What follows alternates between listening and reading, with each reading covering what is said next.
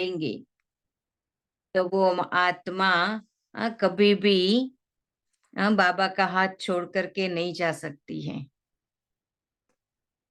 प्रश्न है, बच्चों को किस प्रश्न को सुनकर बाप भी वंडर खाते हैं?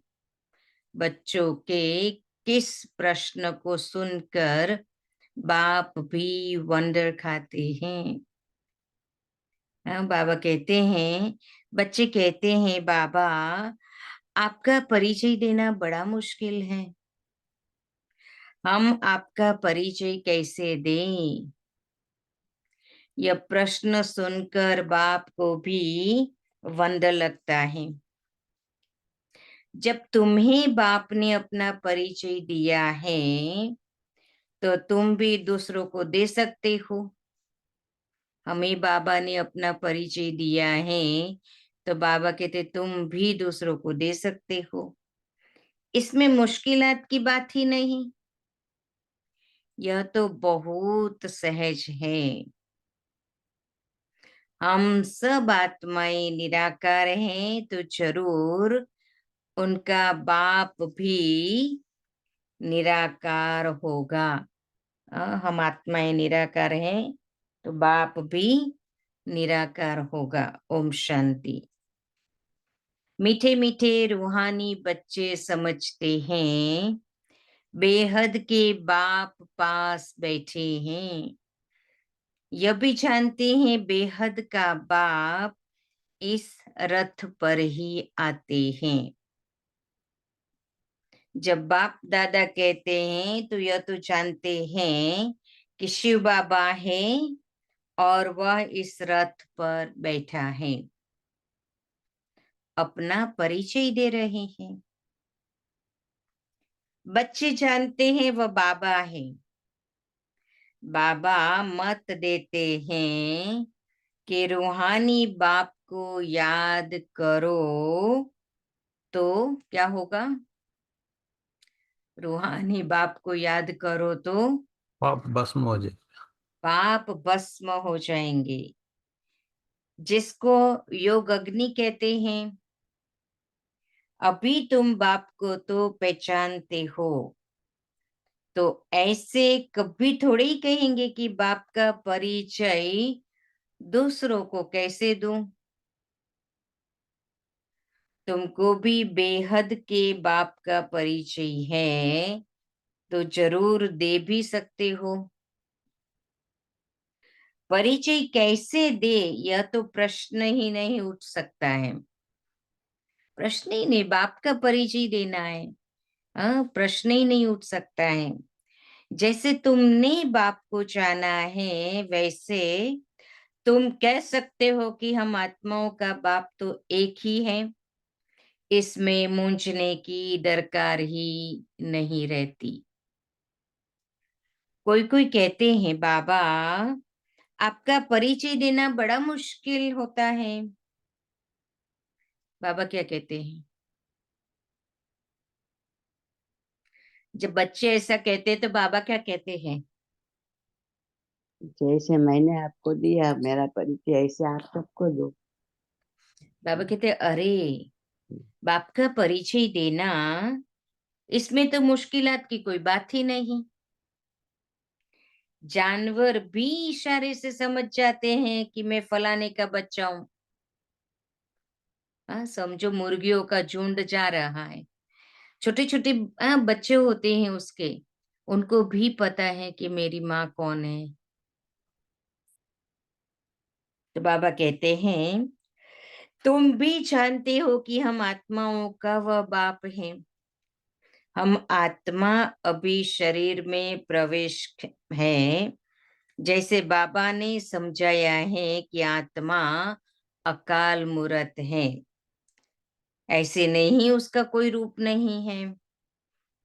बच्चों ने पहचाना है, बिल्कुल सिंपल बात है। आत्माओं का एक ही निराकार बाप है। वह सब आत्माएं भाई भाई हैं, बाप की संतान हैं। बाप से हमको वर्षा मिलता है, यह भी जानते हैं। ऐसा कोई बच्चा इस दुनिया में नहीं होगा जो बाप को और उनकी रचना को न जानता हो। हाँ, बाप को और अपने भाई बहनों को नहीं जानता, ऐसा कोई होगा दुनिया में? बाप के पास क्या प्रॉपर्टी है, वह सब जानते हैं। हम जानते हैं कि हमारे बाप के पास क्या क्या प्रॉपर्टी है। लौकिक वर्ल्ड में पहले के जमाने की बात और थी। पहले हमें इतना होता नहीं था कि मेरे बाप के पास क्या क्या प्रॉपर्टी। आज तो छोटे छोटे बच्चे भी जानते हैं कि मेरे बाप के पास क्या क्या प्रॉपर्टी है। यह है ही आत्मा और परमात्मा का मेला। यह कल्याणकारी मेला है। बाप है ही कल्याणकारी, बहुत कल्याण करते हैं। बाप को पहचानने से समझते हो, बेहद के बाप से हमको बेहद का वर्षा मिलता है। बेहद के बाप से हमें बेहद का वर्षा मिलता है। या जो सन्यासी गुरु होते हैं, उनके शिष्यों को गुरु के वर्षे का मालूम नहीं रहता है। हाँ, दुनिया में भी आजकल तो माँ बाप भी पूरा तो नहीं बताते हैं, तो गुरु भी गुरु के शिष्य को भी गुरु का नहीं पता होता है। गुरु के पास क्या मिल्कियत है, यह कोई भी शिष्य मुश्किल जानते होंगे। तुम्हारी बुद्धि में तो है। क्या हमारी बुद्धि में है?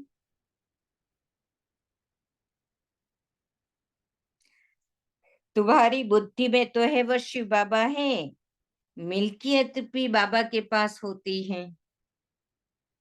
बच्चे जानते हैं बेहद के बाप के पास मिल्कियत है।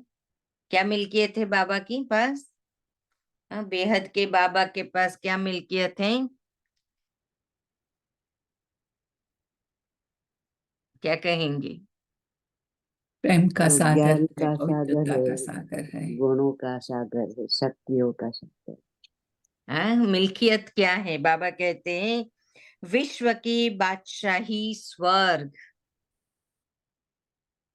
स्वर्ग है बाबा के पास। यह बातें सिवाय तुम बच्चों के और कोई की बुद्धि में नहीं है। लौकिक बाप के पास क्या मिल्कियत है, वह उनके बच्चे ही जानते हैं। अभी तुम कहेंगे हम जीते जी पारलौकिक बाप के बने हैं, उनसे क्या मिलता है वह भी जानते हैं। हम पहले शूद्र कुल में थे, अभी अभी कहाँ है? ईश्वर ज्ञान के पहले शूद्र कुल ब्रह्म में थे और अभी ब्राह्मण कुल में है। ब्राह्मण ब्राह्मण कुल में आ गए हैं।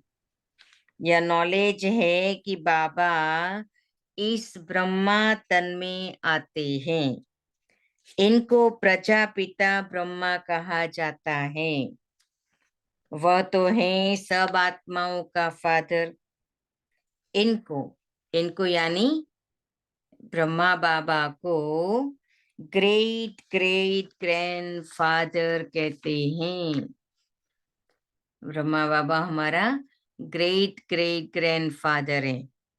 अब हम इनके बच्चे बने हैं। शिव बाबा के लिए तो कहते हैं वह हजरा हजूर है, जाने जाननहार है। यह भी अब तुम समझते हो कि वह कैसे रचना के आदि मध्य अंत की नॉलेज देते हैं। वह सब आत्माओं का बाप है। उनको नाम रूप से न्यारा कहना तो झूठ है। बाबा को नाम रूप से न्यारा कहना तो झूठ है। उनका नाम रूप भी याद है नहीं? अगर हम भक्ति मार्ग में ढूंढते रहते, लेकिन जिसका नाम न हो, रूप न हो, किसको ढूंढ रहे हैं हम? रात्रि भी मनाते हैं। जयंती तो मनुष्य की होती है, शिव बाबा की रात्रि कहेंगे। बच्चे समझते हैं रात्रि किसको कहा जाता है? रात में घोर अंधियारा हो जाता है। इसे नहीं कि वो 12 घंटे वाली दिन और 12 घंटे वाली रात, ये बेहद के दिन और रात की बात है। और बाबा कहते हैं वो तुम बच्चे जानते हो। बच्चे समझते हैं रात्रि किसको कहा जाता है। रात में घोर अंधियारा हो जाता है। द्वापर युग से लेकर के अंधेरा होना शुरू हुआ था, कलयुग के अंत तक आए तो अमावस्या हो गई है, पूरा अंधियारा हो गया, क्योंकि आत्मा में वो प्रकाश ज्ञान का नहीं रहा ना, तो अंधियारा हो गया। अज्ञान अंधियारा है ना। ज्ञान सूर्य प्रकटा, अज्ञान अंधेर विनाश। अभी भी गाते हैं परंतु अर्थ कुछ नहीं समझते। सूर्य कौन है, कब प्रकटा, कुछ नहीं जानते समझते। बाप समझाते हैं ज्ञान सूर्य को ज्ञान सागर भी कहा जाता है।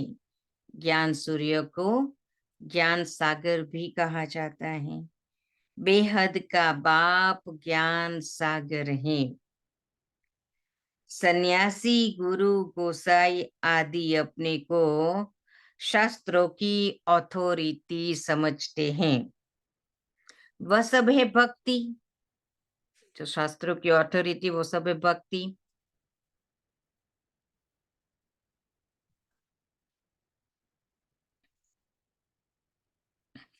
बहुत वेद शास्त्र पढ़कर विद्वान होते हैं, तो बाप रूहानी बच्चों को बैठ समझाते हैं। इनको कहा जाता है आत्मा और परमात्मा का मेला। आत्मा और परमात्मा का मिलन वो मेला है। जब हम घर जाते हैं तो वह भी मेला है। कहाँ, कौन सा घर? कलयुगी दुनिया के घर में तो झमेला है, लेकिन आत्माओं के घर हम जाते हैं परम धाम में, वहां भी मेला है। यहाँ बाप खुद बैठ पढ़ाते हैं। वह फादर भी हैं, टीचर भी हैं। कितनी भाग्य की बात है कि भगवान खुद बैठ करके हमें पढ़ाते हैं। यह एक ही पॉइंट अच्छी रीति धारण करो, भूलो मत। कौन सी एक पॉइंट? कौन सी एक पॉइंट? भगवान हमें पढ़ाते भी है। कौन सी एक पॉइंट? बाबा हमारा पिता, टीचर भी है। शिक्षक और सदगुरु भी। हाँ, बाबा हमारा बाप भी हैं और टीचर भी हैं। ये बात नहीं भूलो, बाबा कहते हैं। अब बाप तो है निराकार, उनको अपना शरीर नहीं है, तो जरूर लेना पड़े। बाबा तो निराकार है, उनको अपना शरीर नहीं है, तो बाबा को तो लेना पड़े। तो खुद कहते हैं मैं प्रकृति का आधार लेता हूँ, नहीं तो मैं बोलूं कैसे? शरीर बिगर तो बोलना होता नहीं। अगर बाबा ज्ञान का सागर है तो कैसे ज्ञान देवे? उसको शरीर तो लेना पड़ेगा ना बोलने के लिए।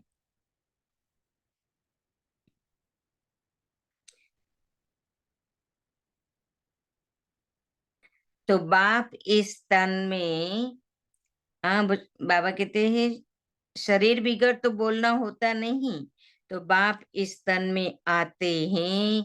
इनका नाम रखा है ब्रह्मा। हम भी शूद्र से ब्राह्मण बने तो नाम बदलना भी चाहिए। बाबा ने शुरू शुरू में दादियों के नाम बदली किए, फिर जब पाकिस्तान से भारत में भी आए तभी भी बाबा ने कई आत्माओं के नाम बदली किए, क्योंकि बाबा पूछते थे कि बच्ची तुम्हारा नाम क्या है। अब किसी ने कहा कि बाबा मेरा नाम माया है। अरे बच्ची, माया नहीं, तुम तो सच्ची गीता हो, आज से तुम्हारा नाम गीता है ना। तो बाबा नाम बदलते थे ऐसे। फिर बाबा ने नाम बदलना भी बंद कर दिया। क्यों? क्योंकि बाबा का हाथ छोड़ करके वापस चले गए तो वापस अपना पुराना नाम ले लिया।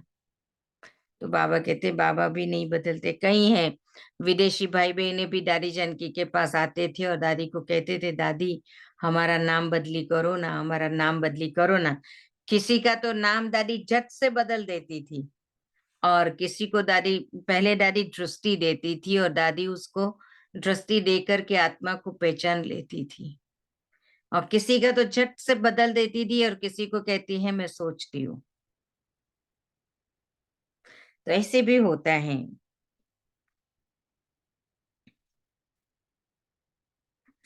तो बाबा कहते हैं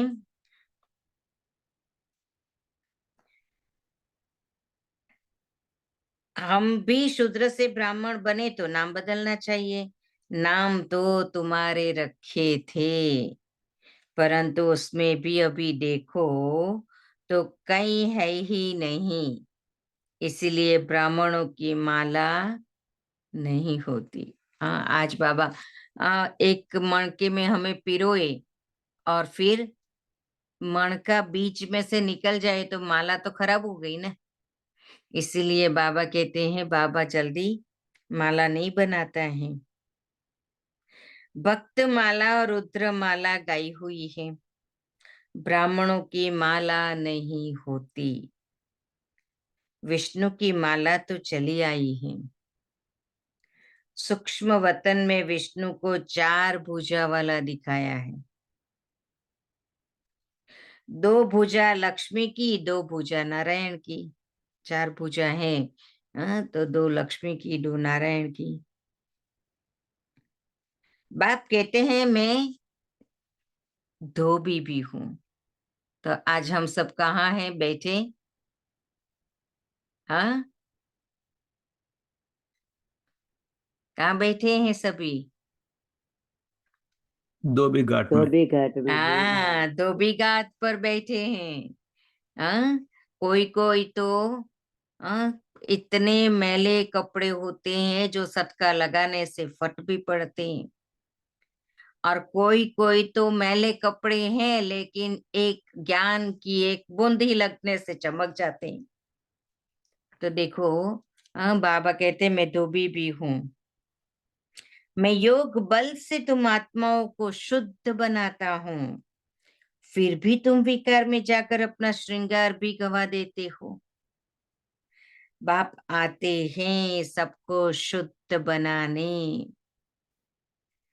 आत्माओं को आकर सिखलाते हैं। तो सिखलाने वाला जरूर यहाँ होना चाहिए ना। सत्युग में थोड़ी वो सिखाएगा। यहाँ अनपढ़ है तो उसको सिखाना पड़ता है। पुकारते भी हैं आकर पावन बनाओ। हाँ, देखो स्कूल में कोई कोई बच्चे होते हैं ना, उसको स्कूल नहीं जाना होता है तो क्या कहते हैं, मम्मी आज मेरे पेट में बहुत दर्द है। तो मम्मी कहती चल डॉक्टर के पास ले जाती हूँ। अभी कोई कोई तो सच्चे होते हैं जो उसको सचमुच में पेट में दर्द होता है। हाँ, तो वो जिनको दर्द नहीं है और कहता है मेरे को स्कूल नहीं जाना है ना, इसीलिए बहाना बनाते हैं कि मुझे पेट में दर्द है।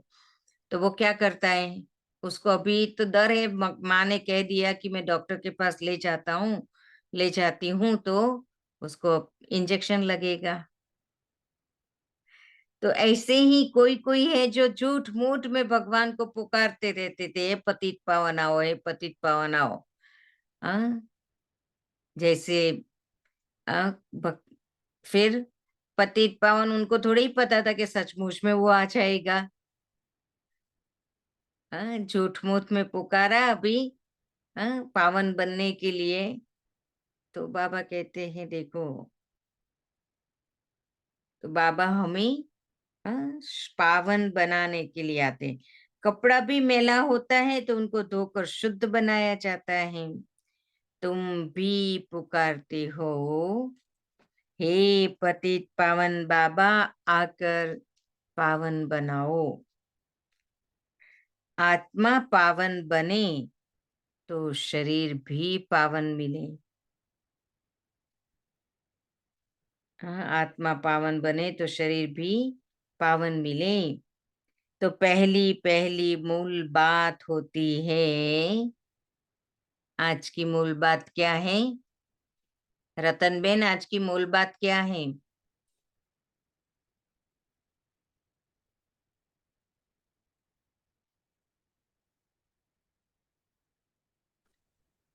परिचय दे, आज के बाबा का परिचय, हाँ बाबा का परिचय देना। हाँ, मूल बात है बाबा का परिचय देना। परिचय देना। बाप का परिचय कैसे दे? हाँ, यह तो प्रश्न ही नहीं पूछ सकते। बाप का परिचय देना कम बात है क्या? बाबा कहते प्रश्न नहीं पूछ सकते, तुमको भी बाप ने परिचय दिया है, तो अब तब तो तुम आए हो ना। बाप पास आते हो, बाप कहाँ है? हाँ, बाप कहाँ है? इस रथ में। हाँ, ब्रह्मा बाबा के तन में है बाबा। यह है अकाल तख्त। तुम आत्मा भी अकाल मूर्त हो। यह सब तुम्हारे तख्त है जिस पर तुम आत्माएं विराजमान हो। ये हमारा तख्त है जिस पर हम विराजमान हैं। वह तो अकाल तख्त जड़ हो गया ना। तुम जानते हो मैं अकाल मूर्त अर्थात निराकार, जिसका साकार रूप नहीं है। हाँ, बाबा निराकार हैं।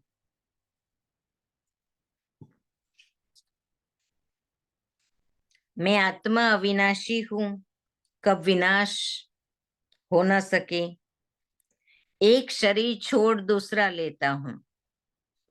मुझ आत्मा का पाठ अविनाशी नोंदा हुआ है। हाँ, आत्मा अविनाशी है, एक शरीर छोड़ वो दूसरा लेती है, तो आत्मा तो अविनाशी है। आज से 5000 वर्ष पहले भी हमारा ऐसा ही पाठ शुरू हुआ था, याद आता है? हम इसी घर में रहते थे, यही हमारे बच्चे थे, ऐसी ही मुरली सुन रहे थे 5000 वर्ष पहले भी।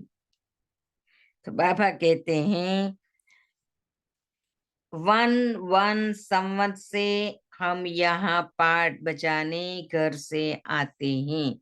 हम आत्माएं सतयुग में 111 शुरू होगा ना, तब सतयुग शुरू होगा, तो हम आत्माएं घर से आते हैं। यह ही 5000 वर्ष का चक्र, वह तो लाखों वर्ष कह देते हैं। इसीलिए थोड़े वर्षों का विचार में नहीं आता। तो बच्चे ऐसा कभी नहीं कह सकते कि हम बाप का परिचय किसको कैसे दे। अगर मुझे खुशी होगी ना कि आज मुझे बाबा का परिचय देना है, आज मैं उनको अपने बाप से मिलाऊंगी। खोया हुआ बच्चा अगर उस बच्चे को बाप मिल जाता है और बाप को बच्चा मिल जाता है, तो देखो कितनी खुशी होती है। हुई थी वो खुशी जब हमने पहली बार बाबा का परिचय सुना था? हाँ, हुई थी वैसी खुशी? हाँ इंदु बेन, हुई थी? हुई थी, हुई थी। हुई थी।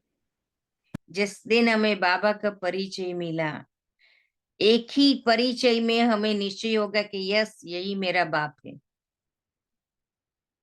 तो बाबा कहते हैं ऐसे ऐसे प्रश्न पूछते हैं तो वंडर लगता है।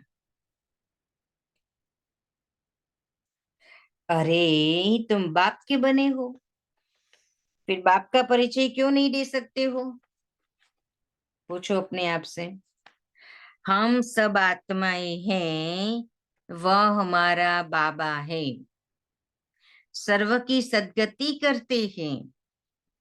सद्गति कब करेंगे यह भी तुमको अभी पता पड़ा है। कल्प कल्प कल्प के संगम युग पर आकर सर्व की सद्गति करेंगे। बाबा संगम युग पर ही सबकी सद्गति करते हैं। वह तो समझते हैं अभी 40,000 वर्ष पड़े हैं और पहले से ही कह देते नाम रूप से न्यारा है। अब नाम रूप से न्यारी कोई चीज थोड़ी होती है। हवा दिखाई नहीं देती है, फिर भी उसका नाम है ना। हाँ, फूलों की सुगंध दिखाई नहीं देती है, हाँ, हम जस्ट फील करते, फिर भी उसका नाम है ना सुगंध। तो बाबा कहते हैं कोई भी चीज नाम रूप के बिना नहीं होती है। पत्थर बित्तर का भी नाम है ना। तो बाप कहते हैं मीठे मीठे बच्चों, तुम आए हो बेहद के बाप के पास। बाप भी जानते हैं इन सबको मैं लेने लिए आया हूं। सतयुग में तो बहुत थोड़े होंगे। कितना क्लियर है, इसीलिए चित्रों पर समझाया जाता है।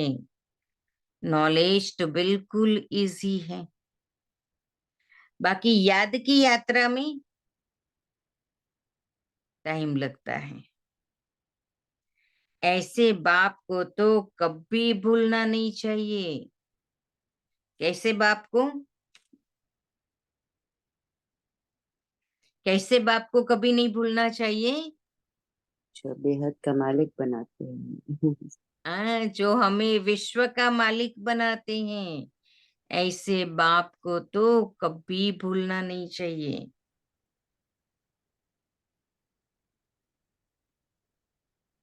बाकी बाबा कहते हैं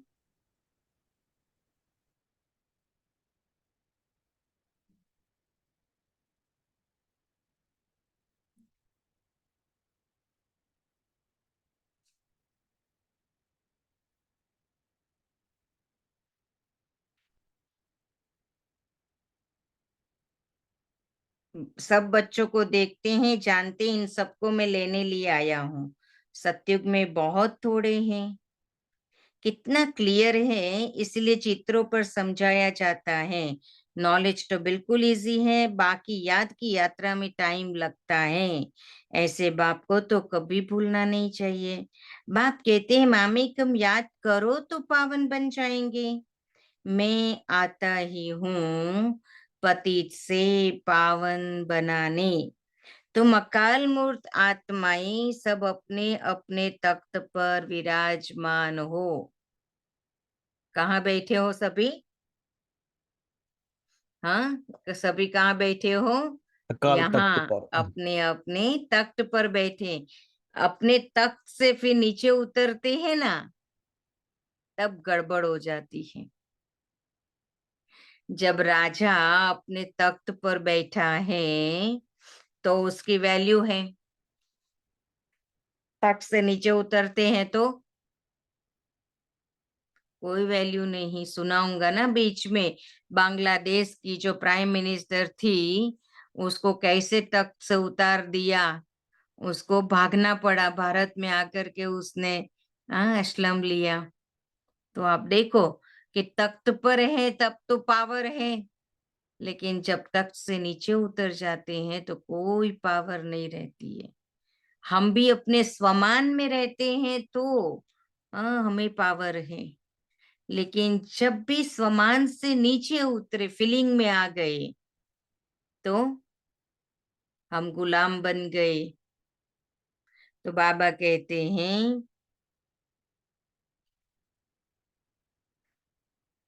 बाबा ने भी इस तख्त का लोन लिया है। इस भाग्यशाली रथ में बाप प्रवेश होते हैं। कोई कहते हैं परमात्मा का नाम रूप नहीं है, यह तो हो ही नहीं सकता। उनको पुकारते हैं, महिमा गाते हैं, तो जरूर कोई चीज है ना। तमो प्रधान होने कारण कुछ भी समझते नहीं। बाप समझाते हैं, मीठे मीठे बच्चों, इतनी 84 लाख योनियां तो कोई होती नहीं। कितना प्यार से बाबा समझाते कि इतनी 84 लाख योनियां तो कोई होती नहीं, है ही 84 जन्म। पुनः जन्म भी सबका होगा। ऐसे थोड़ी ही ब्रह्म में जाकर लीन होंगे व मोक्ष को पाएंगे।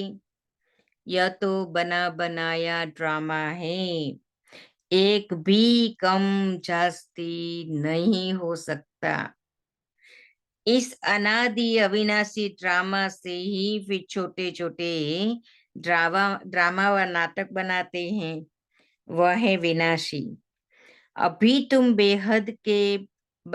तुम बच्चे बेहद में खड़े हो। तुम बच्चों को यह नॉलेज मिली है, हमने कैसे 84 जन्म लिए हैं।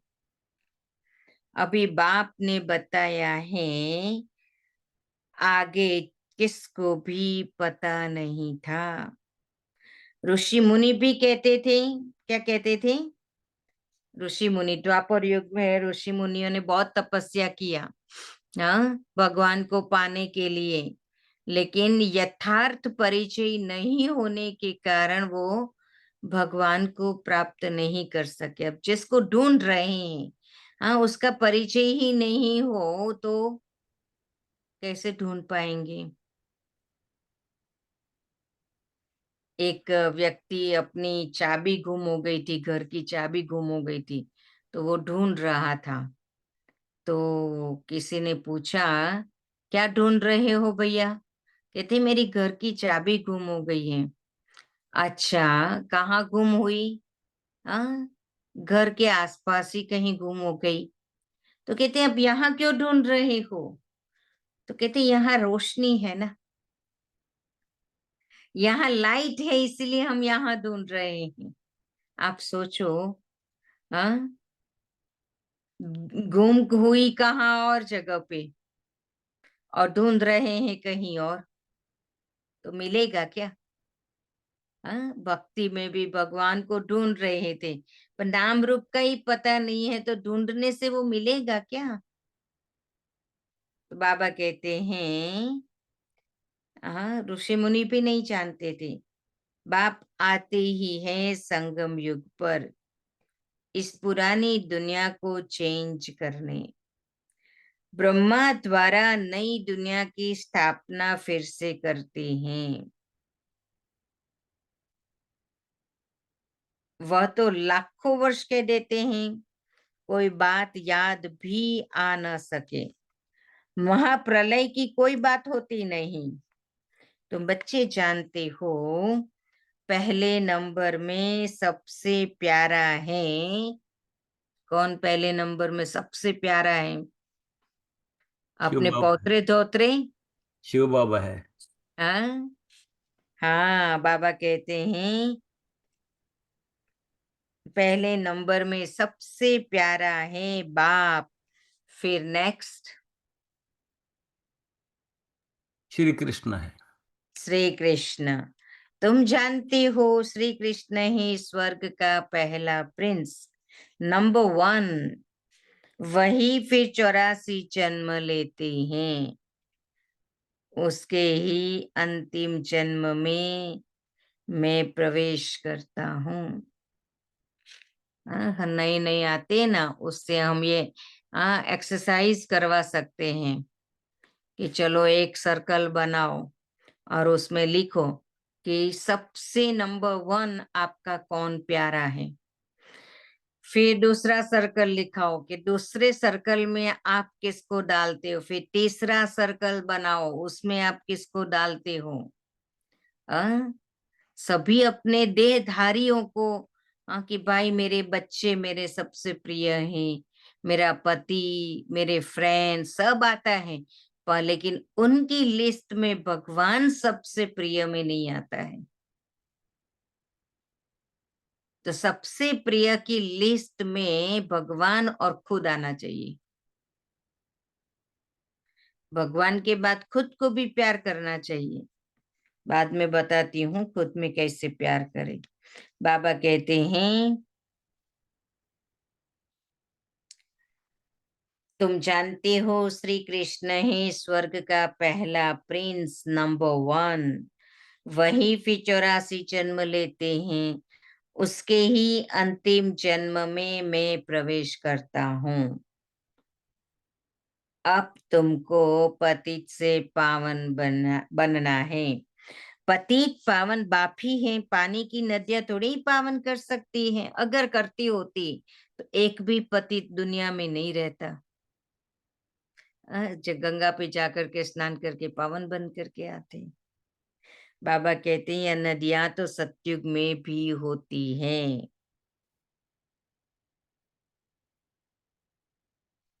वहां तो पानी बहुत शुद्ध रहता है। अभी तो नदियों को भी साफ करना पड़ता है। सतयुग में तो बहुत शुद्ध रहता है। किचड़ा आदि कुछ नहीं रहता। यहाँ तो कितना किचड़ा पड़ता रहता है। बाबा का देखा हुआ है। ब्रह्मा बाबा ने ये सब बातें देखी हुई थी। उस समय तो ज्ञान नहीं था, अभी वंदर लगता है पानी कैसे पावन बना सकता है। पानी कैसे पावन बना सकता है। तो बाप समझाते हैं, क्या समझाते हैं बाबा? मीठे बच्चे कभी भी मूंझो नहीं कि बाप को कैसे याद करे। अरे तुम बाप को याद नहीं कर सकते हो, वह कुख की संतान तुम हो, एडॉप्टेड बच्चे।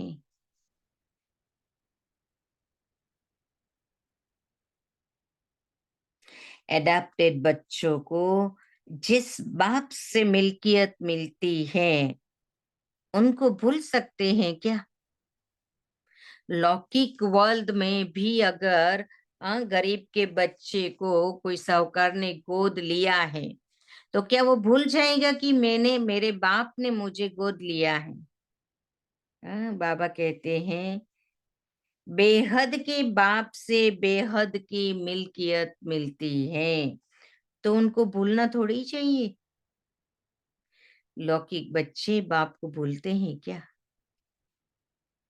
परंतु यहाँ माया का अपोजिशन होता है। माया की युद्ध चलती है। कहाँ चलती है माया की युद्ध? कहाँ चलती है? माया की युद्ध कहाँ चलती है? मन में चलता है। मन में चलती है। मैदान कौन सा है? यात्रा फ्लैट में चाहिए ना मैदान तो खेलने के लिए, युद्ध करने के लिए। हमारे शरीर में ये जो हिस्सा है ना वो फ्लैट है, यहाँ युद्ध चलती है।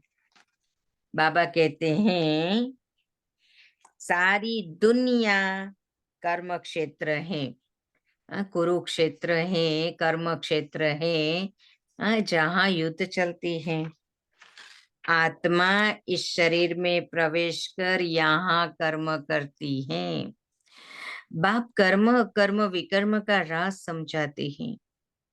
यहाँ रावण राज्य में कर्म विकर्म बन जाते हैं।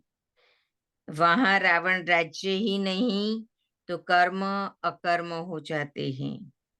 विकर्म कोई होता ही नहीं। यह तो बहुत सहज बात है। यहाँ रावण राज्य में कर्म विकर्म होते हैं, इसीलिए विकर्मों का दंड भोगना पड़ता है। ऐसे थोड़े ही कहेंगे रावण अनादि है, नहीं, आधा कल्प है रावण राज्य, आधा कल्प है रावण राज्य। तुम सब देवता थे तो तुम्हारे कर्म कैसे थे? हम जब देवता थे तो हमारे कर्म कैसे थे दमयंती बेन? कैसे थे हमारे कर्म? नैना बेन, हाँ, कैसे थे हमारे कर्म जब हम देवता थे तो?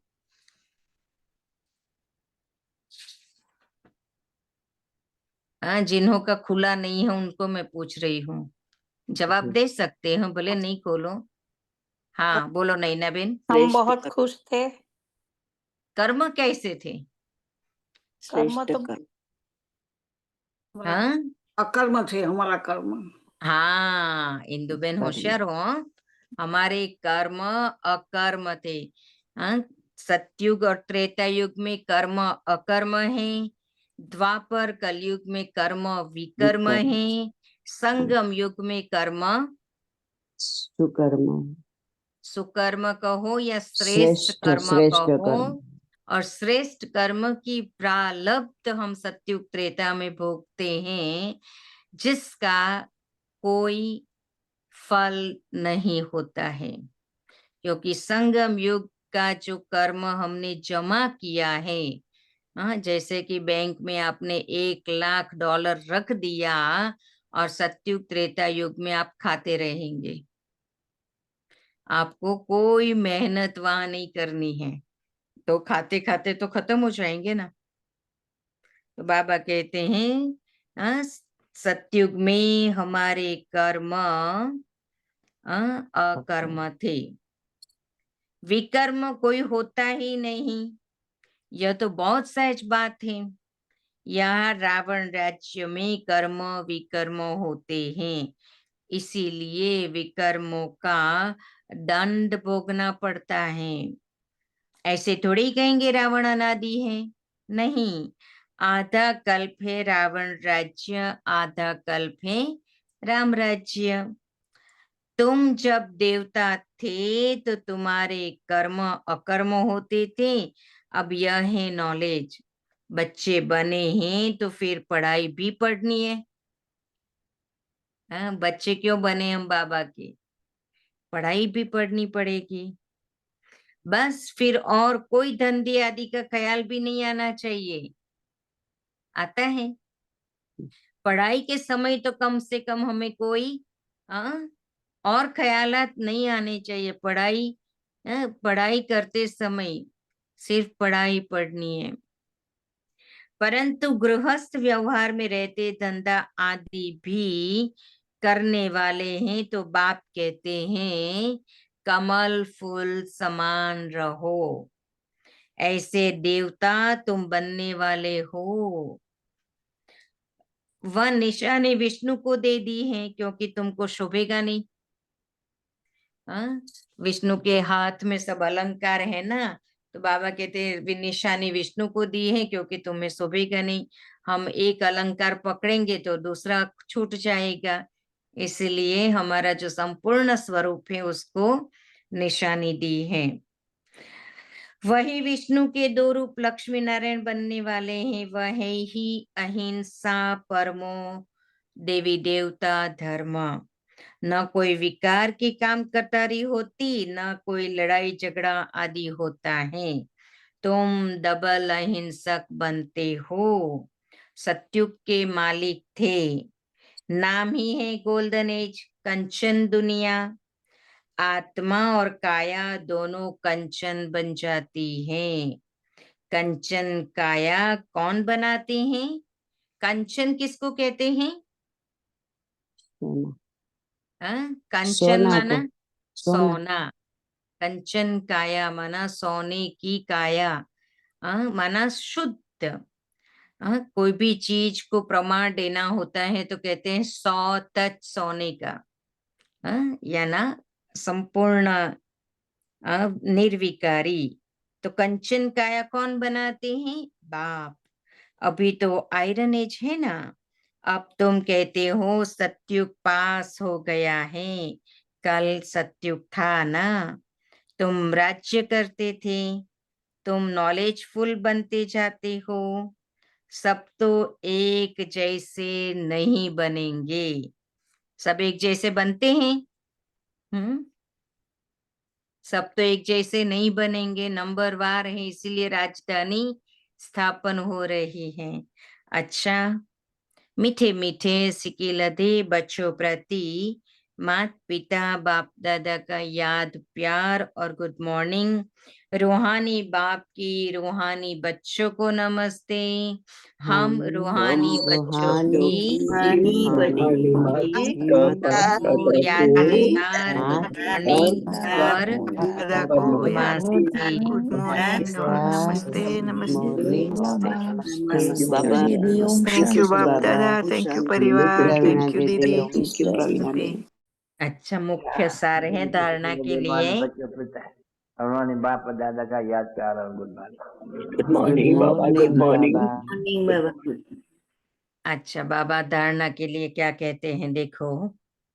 मैं आत्मा अकाल तख्त नशीन हूँ, इस स्मृति में रहना है।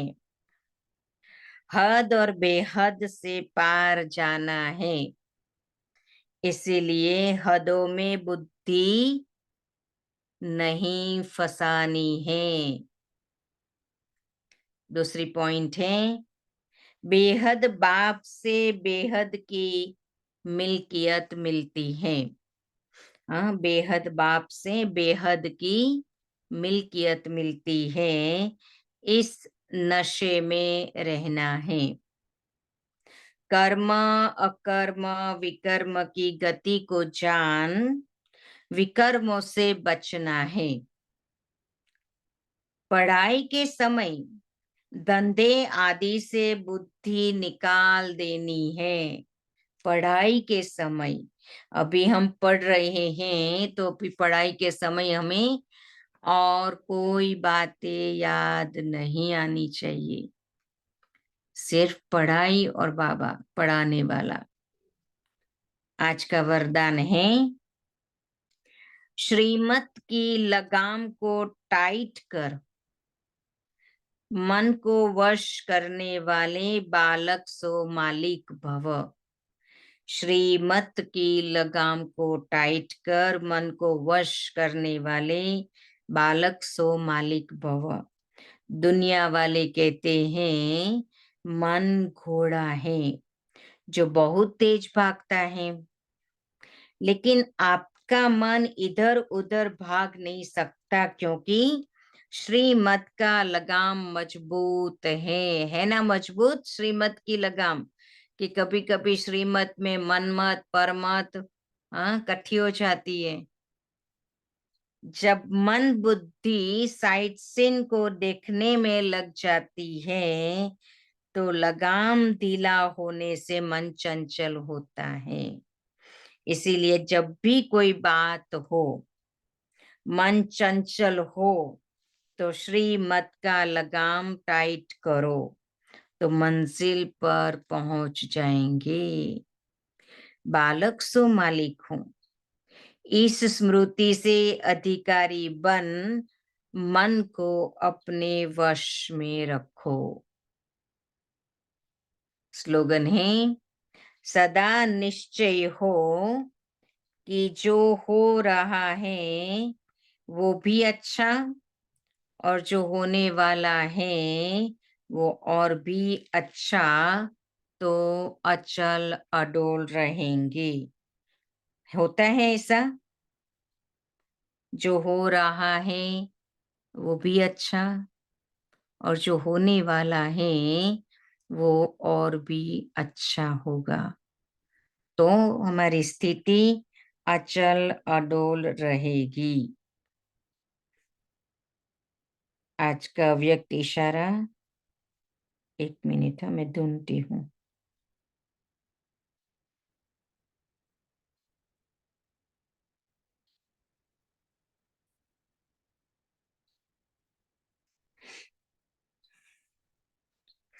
अगर कोई आपके सहयोगी भाई व बहन, परिवार की आत्माएं बेसमझी व बाल हथ से अल्पकाल की वस्तु को सदा काल की प्राप्ति समझे,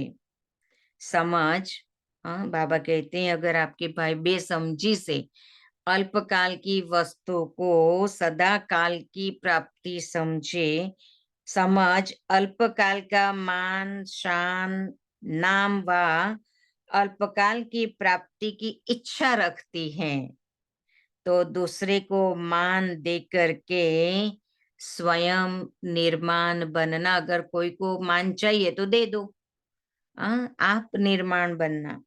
यह देना ही सदा के लिए लेना है।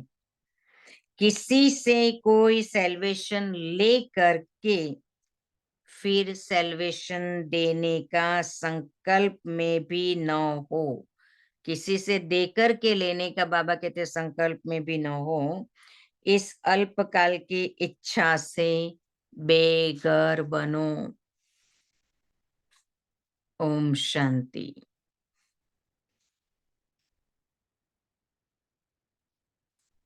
अब पहले हम ट्रैफिक कंट्रोल करते हैं, फिर मैं कुछ बातें सुनाऊंगी।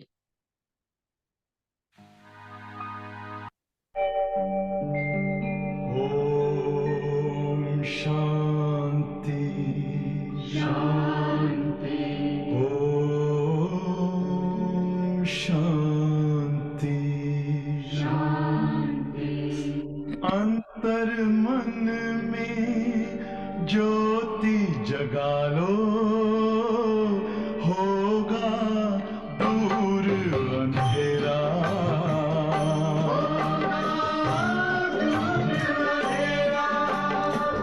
शिव का कर लो ध्यान, आ रहा पावन पुण्य सवेरा।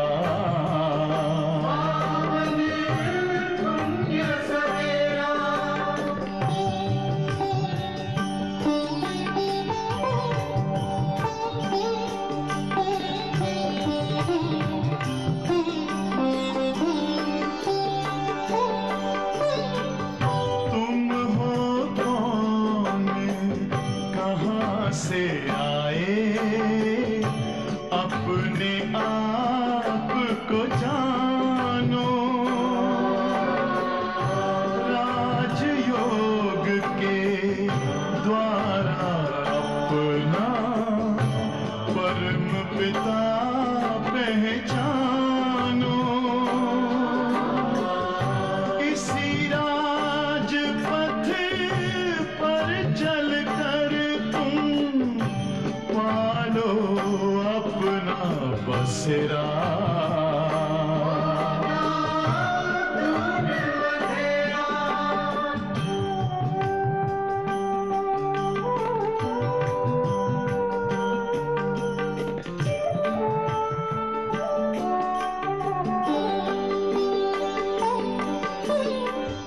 तुम हो आत्मा तन से न्यारे, परमात्मा को प्यारे। दिव्य गुणों को धारण करके योगी बनो दुलारे। ज्योति बिंदु ही तोड़ेगा ये माया मोह का घेरा।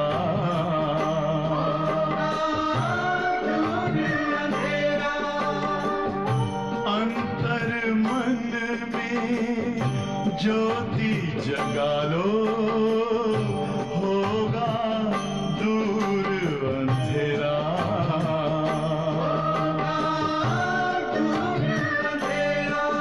ओम शांति। ओम शांति।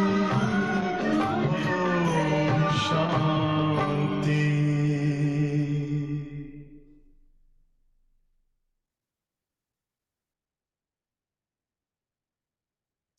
ओम शांति।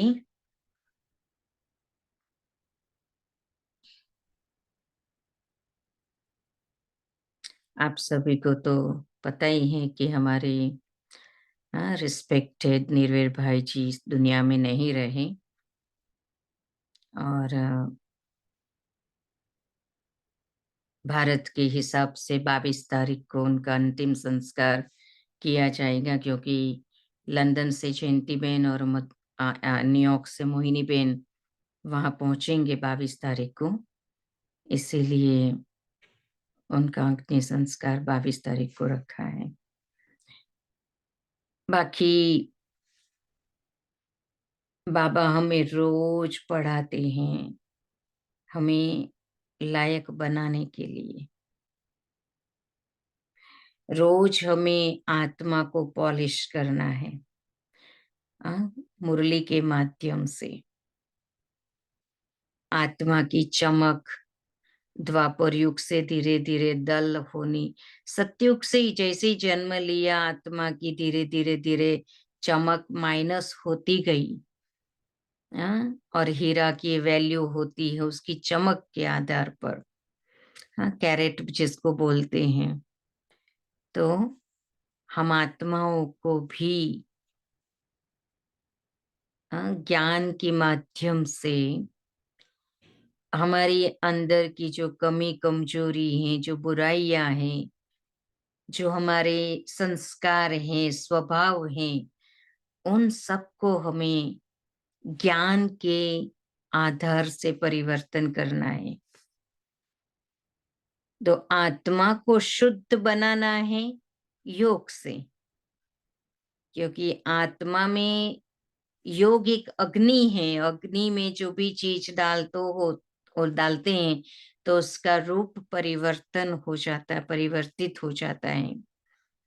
तो आत्मा भी योग से शुद्ध बन जाती है। तो हमें प्यार करना है। मैंने बोला था कि मैं बताऊंगी कि सबसे नंबर 1 हमारी लिस्ट में प्रायोरिटी में बाबा आना चाहिए। हम कहीं जा रहे थे, रास्ता मालूम नहीं था, तो जो भाई ड्राइविंग कर रहा था कहता है जीपीएस है ना, ले जाएगा जीपीएस। देखो कहीं पर भी जाना है, हमें कितना विश्वास है जीपीएस पर, कितना निश्चय है कि वो हमें अपने डेस्टिनेशन पर पहुंचाएगा। उतना निश्चय मुझे बाबा में भी है कि बाबा मुझे पढ़ा करके देवता बना ही देगा। कि हमारा निश्चय दगमग होता है। किसी को भी हम देखते हैं तो डाउट्स आता है कि क्या ये भगवान इनको पढ़ाता है। आत्माएं तो नंबर 1 रहेगी ही रहेगी, क्योंकि आत्माएं तो पुरुषार्थी है। लेकिन बाबा में निश्चय आत्माओं के कारण कम क्यों होवे? कोई परिस्थिति आती है, वो परिस्थिति मेरा निश्चय कम क्यों करे? बाबा में निश्चय माना निश्चय,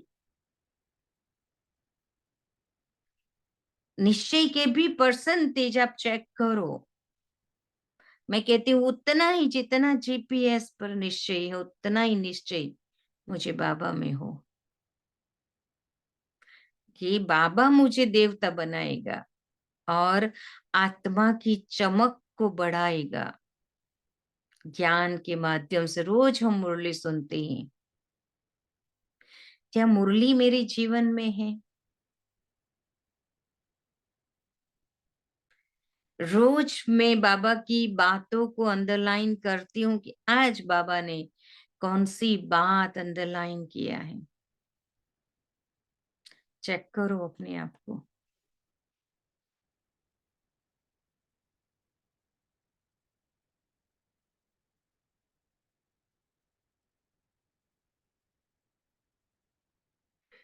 हाँ, तो हमें रोज किसी न किसी को बाबा का परिचय जरूर देना है।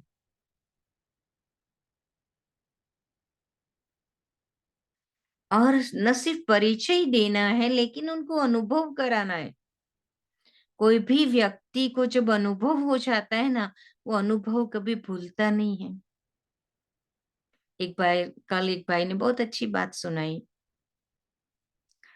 कि उनको ज्योति का साक्षात्कार हुआ था। तो उनको साक्षात्कार हुआ, उसने बाबा से ही बात किया कि बाबा, मैं आपको याद तो करता हूँ, लेकिन इतना याद नहीं कर पाता हूँ। जितना करनी चाहिए उतना मैं नहीं कर पाता हूँ। तो फिर बाबा ने उनको वो ज्योति का साक्षात्कार कराया। फिर वो साक्षात्कार करने के बाद उसको दूसरा संकल्प आया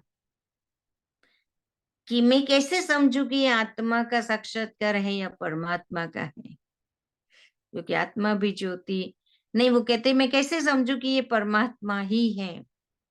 दूसरे दिन बाबा ने मुरली में ये बात स्पष्ट किया कि जैसे आत्मा ज्योतिर्मय बिंदु स्वरूप है, ऐसे परमात्मा भी ज्योतिर्मय बिंदु स्वरूप है। तो कहते हैं कि मेरे को वो निश्चय हो गया कि बाबा का ही साक्षात्कार था, क्योंकि वो शक्ति का एहसास होना, तो अनुभव, किसी को भी कोई चीज का अनुभव हो जाता है तो वो उसके पास एक अथॉरिटी आ जाती है। तो बाबा का भी परिचय देने के लिए हमें साक्षात्कार होवे या ना होवे, कोई जरूरी नहीं है साक्षात्कार हो तब भी हम इस बात को ज्यादा फील करें या अनुभव से कह सके नहीं। हमें भगवान मिला है, हमारे जीवन में परिवर्तन आता गया है। आज तक हम कभी परिवर्तन हुए, कितनी भक्ति, कितने शास्त्र, कितने गुरु किए, फिर भी हमारे में परिवर्तन नहीं आ रहा था। और बाबा के ज्ञान को 1 महीने से 1 साल से सुन रहे हैं और हमारे अंदर वो परिवर्तन दिखाई देता है, तो क्या कहेंगे?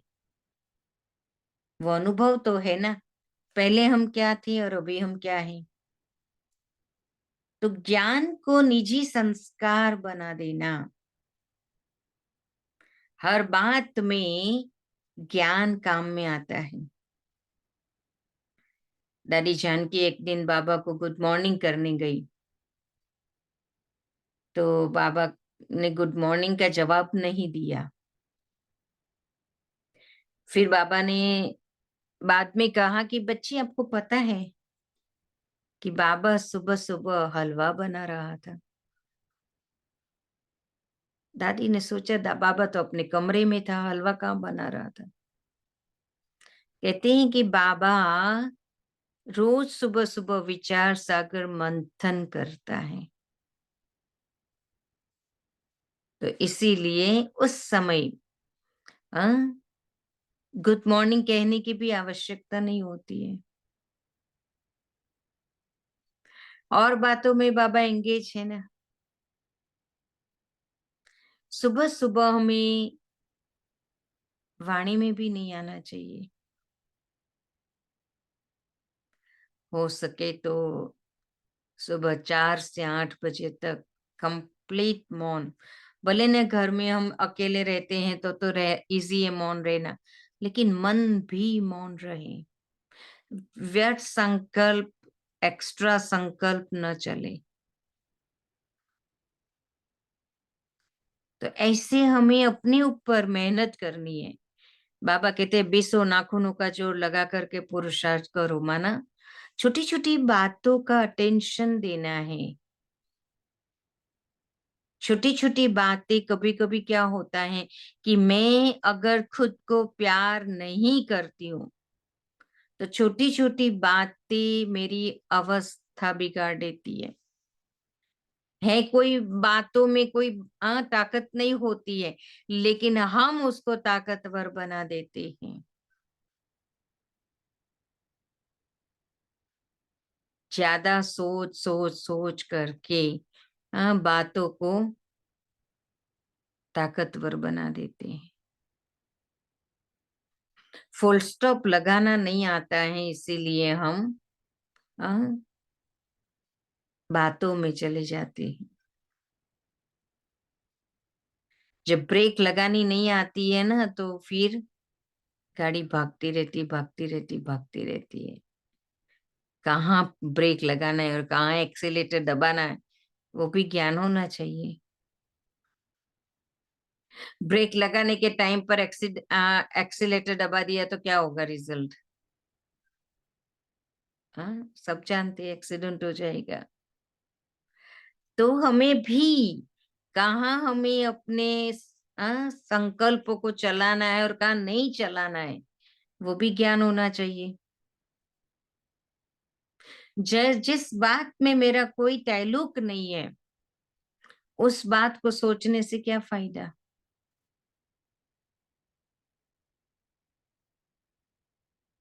तो दादी जानकी के पास कभी भी कोई भी बात करते थे ना, तो दादी कहती थी ज्ञान को यूज करो, ज्ञान को यूज करो। हमने कहा कभी बाबा कहते बाबा को यूज करो, दादी कहती ज्ञान को यूज करो। क्योंकि हमारे जीवन में प्रॉब्लम जो आती है, वो प्रॉब्लम को सॉल्व करने के लिए ज्ञान ही एकमात्र टूल्स है हमारे पास, जिस आधार से हम अपने प्रॉब्लम को सॉल्व कर सकते हैं।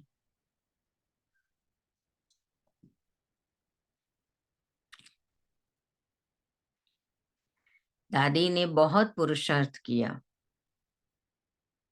हमने दादी को देखा है, कभी भी दादी हम जैसे कंफर्ट जोन में आ जाते हैं। उम्र हो गई है, टांगे नहीं चलती हैं, क्लास में नहीं जाना है। आज तो ये जूम वरदान हो गया है, लॉकडाउन। मैं तो यही कहती हूँ, क्योंकि अमेरिका में तो वैसे भी क्लास में कोई आता नहीं है इतना। सुबह सुबह आएंगे तो संडे संडे आएंगे। तो अभी कम से कम हम घर बैठे पढ़ तो रहे हैं, लेकिन स्टूडेंट बन करके पढ़ रहे हैं या अलबेले बन करके पढ़ रहे हैं? स्टूडेंट्स माना जिसके पास डायरी पेन होती है, पॉइंट्स नोट डाउन करते हैं। चेक करो अपनी क्लास में कि मेरे पास नोटबुक थी, कौन सी बात आज मुझे अच्छी लगी जो मैंने अपनी डायरी में नोट किया। ऐसे किया तो दादी जानकी टीचर, जब बड़ी दादी मुरली सुनाया करते थे, उस समय दादी भी तो 75, 70, 75, 80 दादी भी उम्र वाली थी। लेकिन अपने क्लास में जाती थी दादी, कभी कभी नोट्स लेती थी, लेकिन दादी को मुरली बहुत याद रहती थी, क्योंकि मुरली के तुरंत बाद दादी आधा घंटा क्लास कराती थी। तो दादी ने ज्ञान को अपना एक अंग बना दिया था। जैसे हमारे एक अंग के बिना हमें नहीं चलता है। एक आंख नहीं हो, एक टांग नहीं हो, एक हाथ नहीं हो, हमारी क्या हालत हो जाती है। ऐसे ही ज्ञान को अपना एक अंग बना दो कि उसके बिना चले ही नहीं। कहाँ पर भी जाना होता है, क्लास की छुट्टी, आज क्लास में नहीं जाएंगी, आज हमें फलानी जगह पे जाना है। अरे वो तो जाना कब होगा पता थोड़ी है। 10 बजे जाएंगे, 11 बजे जाएंगे, क्लास तो सुबह सुबह हो जाती है। और आपकी क्लास तो और ही आधा घंटा जल्दी है, 1 घंटा जल्दी है। सब जगह पर तो आज 6:30 बजे होती है, 7 बजे होती है, आपकी तो क्लास 6 बजे है। तो कोई एक्सक्यूज नहीं निकाल सकते, और एक्सक्यूज निकालना माना अपने आप को धोखा देना, बहानेबाजी, एक्सक्यूज माना बहानेबाजी करना, माना खुद को धोखा देना। फिर क्या कहते हैं, ऐसी बात ऐसा थी ना, हमें ऐसा पढ़ रहे हैं, लेकिन पढ़ाई के वक्त भी हमारा इतना अटेंशन नहीं है। तो बाबा कहते हैं बाप और टीचर को भूलो मत। आज कहा ना बाबा ने, अंडरलाइन करो इस बात को। दादी जानकी को पढ़ाई में बहुत बहुत इंटरेस्ट, दादी कभी भी पढ़ाई में अलबेलापन मैंने दादी का नहीं देखा, चाहे वो अमृत वेला हो, चाहे मुरली क्लास में जाना हो, चाहे नुमा शाम का योग हो, हमेशा हमेशा दादी अटेंशन रखते थे। और ये भी अटेंशन होता था टीचर से पहले क्लास में जाए। कोई अगर दादी को रास्ते में रोकता था, दादी रुकती नहीं थी, कहती नहीं क्लास में पहुंचना है, तुम भी क्लास में चलो। नहीं तो कोई दादी को रोक देता था, दादी नहीं रुकती थी। तो दादी की सूक्ष्म बातें मैंने नोट किया, पुरुषार्थ में भी ये छोटी छोटी बातें होती है ना, हमारे जीवन में बहुत हमें आगे उठा लेती है। दादी कमरे में आएगी और कमरे में देखेगी ये चीज राइट जगह पे नहीं है, क्योंकि काम वाली सफाई करके थोड़ा इधर उधर हो जाता था। हमें नहीं दिखाई देता था कि ये चीज राइट जगह पे नहीं है, दादी को दिखाई देता था। तो हमने क्या नोटिस किया कि ये परफेक्शन की निशानी है। जैसे जैसे हम परफेक्ट होते जाते हैं, ये हमें दिखाई देता है। संकल्प भी वो ही आएंगे जो सिद्ध होने वाले होते हैं। बिना मतलब के कोई संकल्प हमें नहीं आ सकते। बाबा हमेशा कहते हैं अपने संकल्पों की चेकिंग करो। हमारे संकल्प सृष्टि बनाता है, सृष्टि की रचना करता है। जैसे जैसे हम संकल्प करते हैं ना, हमारे आसपास का ओरा वो संकल्प के आधार से बनता है। वो वाइब्रेशंस फैलती हैं।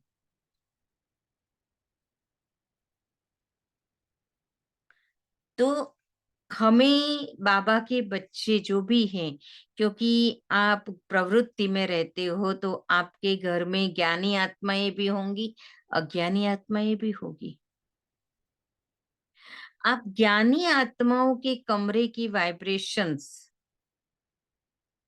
और वो अज्ञानी आत्माओं के कमरे की वाइब्रेशंस, बहुत अंतर होगा।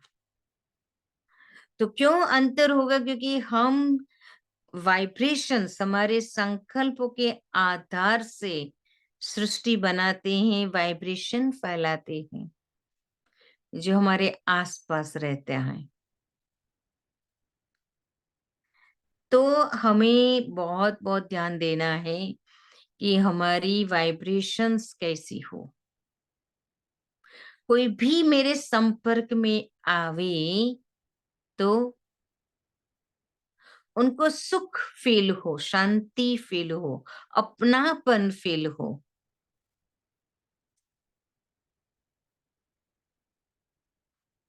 तो आपके पास भी जो आता है ये अनुभव करके जाए। आपके कमरे में आए और वो अनुभव करे कि अरे मम्मी आपके कमरे में तो बहुत शांति है,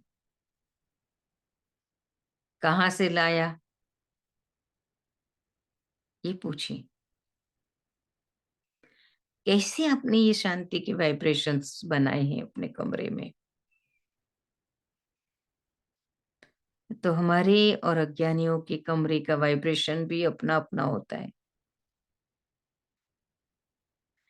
तो आप सूक्ष्म पुरुषार्थ में भी सूक्ष्मता की ओर जाए। मोटे रूप का पुरुषार्थ हमने बहुत किया, काम क्रोध लोभ मोह अहंकार को जीतने के लिए बहुत सारे तरीके अपनाए। अब सूक्ष्म नफरत, ईर्ष्या, द्वेष, आलस, ये सब भी को भी जीतना है। अपनी कंफर्ट जोन से हमें बाहर आना है, क्योंकि हम हर एक के पास अपना एक कंफर्ट जोन होता है। जब तक हम अपने कंफर्ट जोन से बाहर नहीं आएंगे,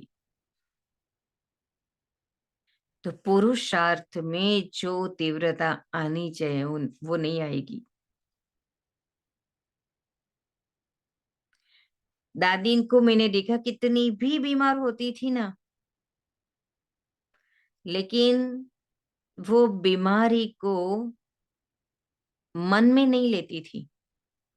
वो बीमारी को कभी भी जैसे हम कहें कि मेहमान गति करना, हाँ मेरा दर्द है मेरा दर्द है, ऐसे करके ना उसको हम मेहमान नवाजी करते हैं। दादी कभी नहीं करती थी। यहाँ तक कि दादी को अगर कोई आकर के पूछता दादी आप बीमार हो, दादी को इंसल्ट लगता था। कैसे हो ये शब्द पूछना भी दादी को पसंद नहीं आता। दादी आप कैसे हो, दादी को अच्छा नहीं लगता था। और हमें तो कोई कैसे हो पूछे तो भी अच्छा खुशी हो जाती है कि वाह कोई तो है पूछने वाला। लेकिन नहीं, हाँ मेरी दुनिया ही मेरा बाबा है, मेरा संसार ही मेरा बाबा है। बाबा से ऊपर और कौन है जो मुझे पूछेगा। एक बार दादी बहुत बीमार थे और 10 दिन दादी ने मुरली नहीं पढ़ी थी, क्योंकि बैठ ही नहीं सकती थी। ऐसे नहीं कि सोए सोए वो मुरली पढ़े। अभी हमारे पास तो मैं खुद भी मुरली पढ़ती नहीं हूँ, मैं सुन लेती हूँ। रात को सोते मुरली सुनते सुनते सो जाती हूँ। लेकिन दादी कभी भी सोते सोते मुरली नहीं पढ़ते थे ना सुनते थे। तो 10 दिन दादी ने मुरली नहीं पढ़ी हॉस्पिटल में। तो सरला दीदी जो अहमदाबाद के थे उन्होंने मुरली सुनाई। 10 दिन के बाद दादी थोड़ी ठीक हो गई, बैठने योग्य हुई। तो दादी मुझे कहती है मुझे पिछले 10 दिन की मुरलियां दो। मैंने कहा दादी आपने सुनी तो थी। कहती मैंने सुनी थी लेकिन मैंने पढ़ी थोड़ी थी, इसीलिए मुझे वो पिछले 10 दिन की मुरलियां दो और आप सब कमरे से बाहर चले जाओ और बाहर जाकर के बैठो। कोई भी आता है ना उनको बाहर ही मिलो, आप लोग ही मिलो, क्योंकि मैं अभी शांति से मुरली पढ़ना चाहती हूँ। बहुत वैल्यू थी दादी के जीवन में मुरली की। वो क्या कहती थी, मुरली मेरी जान की है। उसका नाम जानकी था, तो कहते मेरी जान की मेरी मुरली है। बहुत नशे से दादी कहती थी। यहाँ तक कि रात को 11 बजे जब हम 10 बजे 11 बजे जब भी सोने जाते थे, तब भी हम आज की मुरली को फाइल में रखते थे और आने वाले कल की मुरली दादी के चेयर पर रख देते थे, टेबल पर रख देते थे। सुबह उठते ही दादी अमृत वेला करने से पहले दादी 1-2 बात पढ़ लेती थी।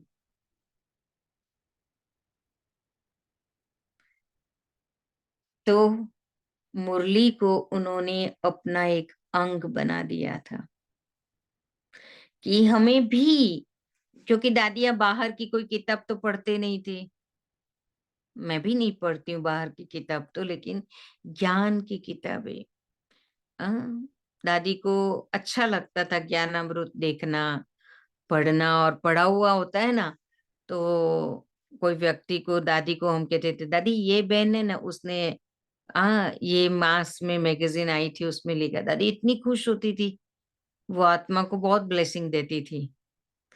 फिर दादी सुनाती थी कि मैंने क्या पढ़ा था। तो ऐसे ज्ञान ज्ञान ही सारा समय अपने जीवन में। एक दिन एक भाई आया, दोपहर का भोजन का टाइम हो चुका था, बड़ी दादी इंतजार कर रही थी दादी जानकी के लिए। तो वो भाई कहता है मुझे दादी से 2 मिनट मिलना है। मैंने कहा देखो भाई, दादी का भोजन का टाइम हो गया है, आप शाम को आ जाना। नहीं नहीं, मुझे केवल 2 मिनट ही मिलना। मैंने कहा ऐसे ही 2-2 मिनट करके ना, बहुत लोग आए हैं, तो आप शाम को आ जाना। कहते कोई हर्चा नहीं, बाहर बैठा हूँ, दादी जब बाहर निकलेगी ना तब मैं दादी से बात कर लूंगा। मैंने कहा ठीक है, अब क्या कर सकते हैं, कोई जाता ही नहीं। तो फिर वो भाई बैठा। हमने दादी को नहीं बताया कि फलाना भाई मिलने के लिए आया हुआ है, क्योंकि दादी को ऑलरेडी 3 बुलावा आ चुका था भोजन के लिए। तो फिर वो भाई, जब दादी बाहर निकली तो दादी ने देखा भाई को। भाई कहते, दादी पूछती भाई कुछ कहना है? हाँ दादी, एक छोटी सी बात पूछनी है। और छोटी सी बात में उसने ज्ञान का प्रश्न पूछ लिया। दादी उसके बाजू में बैठ गई और ज्ञान की बातें। दादी को ज्ञान सुनाना एक निजी संस्कार था, वो ज्ञान सुनाए बिना रह नहीं सकती थी। तो दादी बैठ गई उसके बाजू में और ज्ञान सुनाने लगी। तो मैंने दादी को बोला, दादी आप कितना टाइम लगाते हो? दादी वहां वेट कर रही है आपके लिए। तो दादी का जवाब क्या था पता है? कहती है कि कोई डॉक्टर किसी का ऑपरेशन करता हो तो क्या वो आधे में छोड़ के चला जाएगा? कि मेरा खाने का टाइम हो गया है, मैं आने के बाद, खाने के बाद आकर के ऑपरेशन करूंगा। कहते हैं मैं भी ऑपरेशन कर रही थी। जब तक वो आत्मा संतुष्ट नहीं होगी, उसमें बल नहीं भरेगी, तब तक दादी उसको छोड़ती नहीं थी। और आजकल हम लोग बहुत इजीली कह देते हैं कि I am not available, I am busy, I have another work to do. दादी के पास ये कोई एक्सक्यूज नहीं था कि मेरा ये सोने का वक्त है, मेरा ये खाने का वक्त है। दादी के पास कभी कोई एक्सक्यूज नहीं था। हमें ज्ञान सरोवर जाना है शांति वन से या पांडव भवन से, दादी कहे कि मेरा नाश्ता कार में ले लो, मैं कार में खा लूंगी। और हम कहते थे दादी टेढ़ा मेढ़ा रास्ता है पांडव वहां जाने के लिए, आप घर में ही बैठ के खा लो। कहते रास्ते से क्या लेना देना, मुझे तो नाश्ता करना है ना। तो दादी को समय की भी बहुत बहुत कदर थी। ऐसे दादी को समय वेस्ट करते हुए ऐसे ही बैठे हैं, आइडली बैठे हैं, कभी नहीं देखा।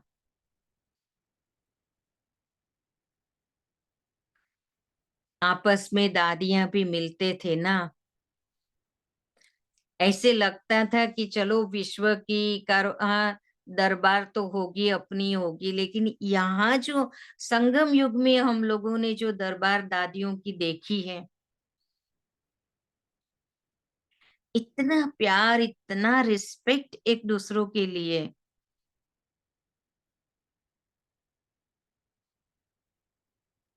कभी 10 दादियां होते हुए भी 10 नहीं दिखती थी।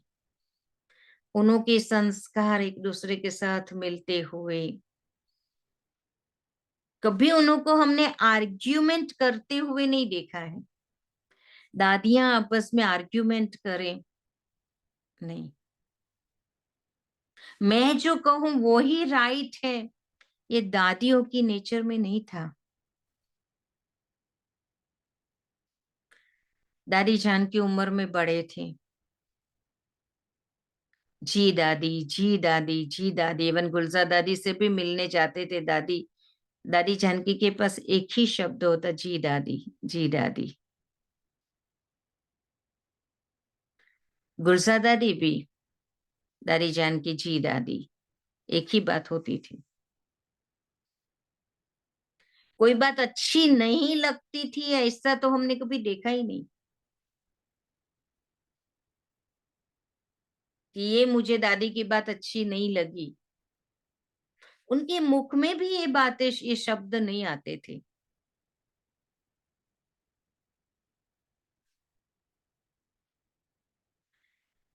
तो हमने देखा कि बाबा जैसे नहीं कहते हैं, एक ने कहा, दूसरे ने माना, दोनों कहे ज्ञानी।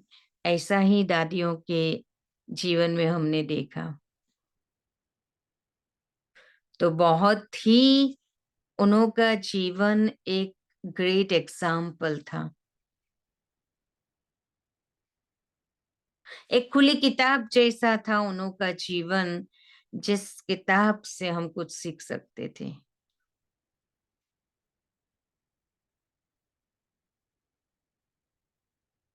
यज्ञ के प्रति भी उतना ही प्यार। लंदन में रहते थे, कभी दादी ने लंदन की चीज को जैसे स्वीकार किया हो ऐसा मैं नहीं कहूंगी। दादी कभी भी शॉपिंग मॉल में नहीं जाती थी, शॉपिंग नहीं करती थी। और दादी के पास कुछ डिमांड थी ही नहीं। इतना सिंपल जीवन था दादियों का। मैं जब दादी जानकी के पास आई तब दादी 70 इयर्स के थे और दादी के पास ज्यादा कपड़े भी नहीं होते थे। तो जब हमें टूर करना होता था तब बहुत दिक्कत होती थी। कहीं भी टूरिंग पे जाना होता था तो मैं दादी को कहती थी, दादी क्या बैग में डालूं? कहती क्यों? क्योंकि हमारा 2 दिन के बाद कपड़े धुलाई करने के लिए जाते, क्योंकि एक दिन भाइयों का टर्न, एक दिन बहनों का टर्न। तो 2-2 जोड़ी साथ में कपड़े धुलाई में जाते थे और 2 जोड़ी कपड़ा इस्त्री होकर के 2 दिन के बाद आते थे। उस समय आइनिंग भी बहुत मेहनत से हुआ करती थी। आजकल थोड़ा इजी है, लेकिन उस समय तो बहुत ही मेहनत हुआ करती थी। तो मुझे धोबीघाट में जाकर के रिक्वेस्ट करनी पड़ती थी कि भाई ये दादी के कपड़े जल्दी धुलाई करके दे दो, हमें टूर करने जाना है। तो दादी ज्यादा रखती नहीं थी। और आज हम देखते हैं कि लोगों के क्लोजेट भरे के भरे रहते हैं। इतनी चीजें, कपड़े पुराना निकालते नहीं है और नया लाते ही रहते हैं। अगर 5 नया लिया है तो पुराने 5 निकालो भी सही। और यहाँ तो आपके पास चैरिटी है, डाल दो उसमें। लेकिन क्लोजेट भरने का एक संस्कार होता है। मैं जाती हूँ मेरे लौकिक में भी विजिट करने के लिए, मैं देखती हूँ, खास क्लोजेट जरूर देखती हूँ। तो मैं पूछती हूँ इतनी चीजें आप कब पहनेंगे? फैशन बदलती जाती है तो बदलती जाती है, वो फैशन की चीजें लेके आते हैं। तो पुरानी फैशन की चीजें तो हम निकाल सकते हैं ना। इन्वेस्ट हमने कितना किया हुआ है कपड़ों के पीछे, आप सोचो।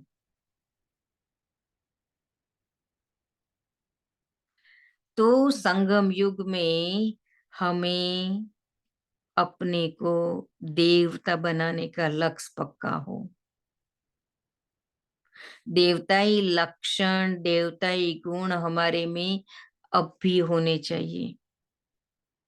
भविष्य में देवता बनेंगे, लेकिन अब भी बाबा को ये नहीं कहना पड़े कि मैं आपको अलंकार तो दूं लेकिन शोभता नहीं है। नहीं, बाबा शोभता है हमारे हाथ में, ऐसा हम कहें। शंख चक्र गदा पद्म तो ये चारों ही अलंकार हमारे अपने हैं। कहाँ यूज करना है, कैसे यूज करना है, उसका भी ज्ञान होना चाहिए।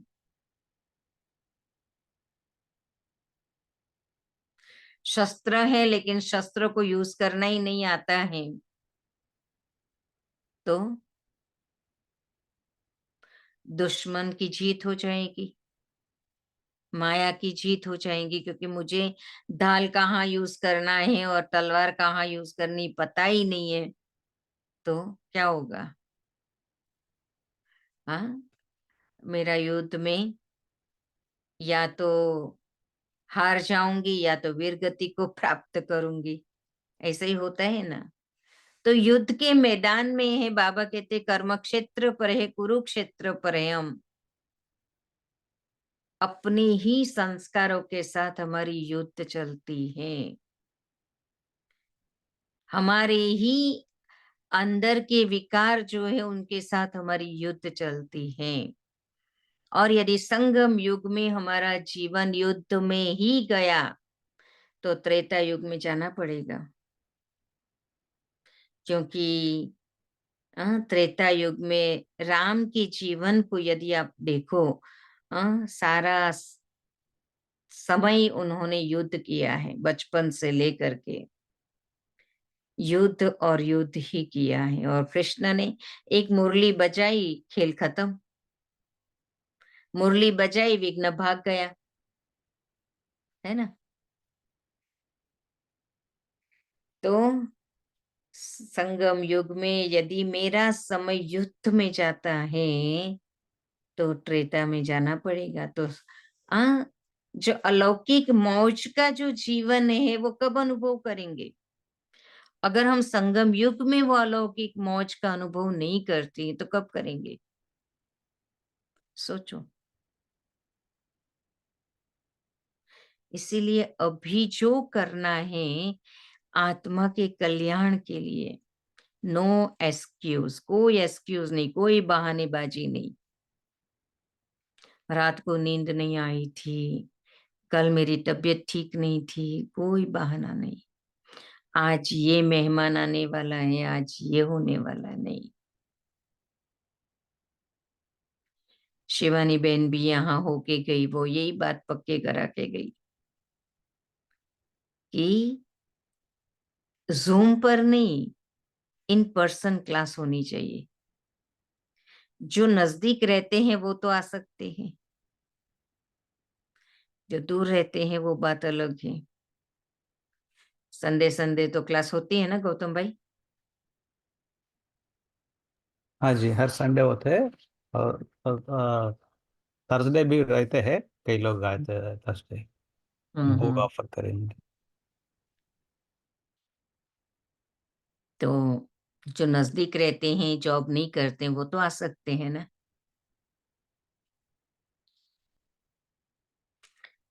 हमारे ऊपर है, हमें कैसा जीवन बनाना है वो हमारे ऊपर है।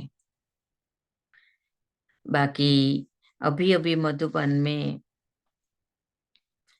प्रेम मसंद भाई, आप सभी जानते हैं डॉक्टर प्रेम मसंद, जो हमेशा बाबा मिलन के दिनों में बाबा का आ, सभी एक साथ नाश्ते पर नहीं जाए इसके लिए उसको वो एक्सरसाइज कराते थे।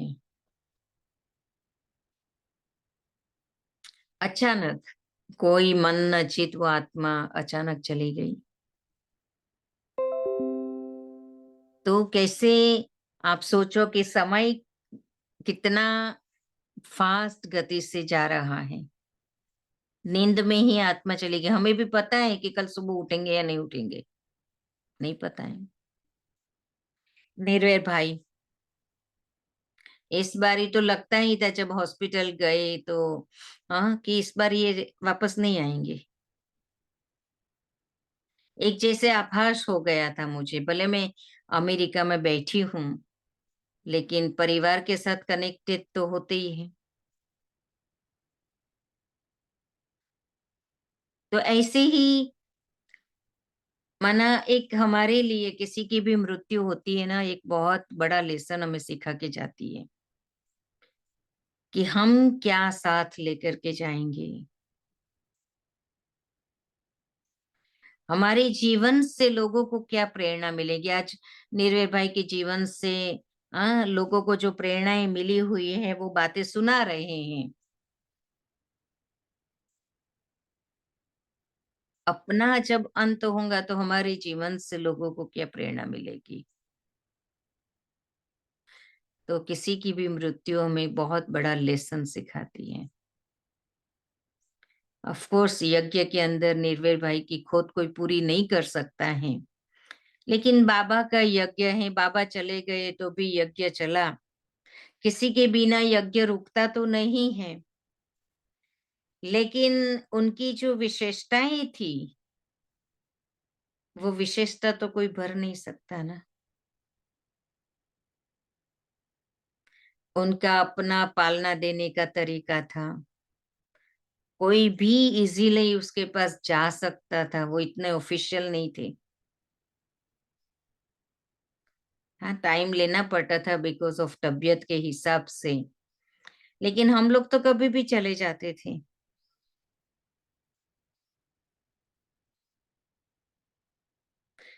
तो ऐसे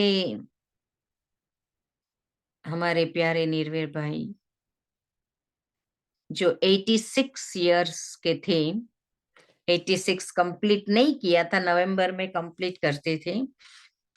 20 नवंबर उसका जन्मदिन था और 19 सितंबर को उन्होंने अपना पार्थिव शरीर छोड़ा। तो अभी उस आत्मा के निमित्त भी हम सभी योग करेंगे। हाँ, उसको भी हम अंतिम विदाई वहां देने तो नहीं गए हैं, लेकिन यहाँ बैठ करके भी हम उनको अपने योग के वाइब्रेशंस देंगे। ओम शांति। कुछ पूछना है या कहना है?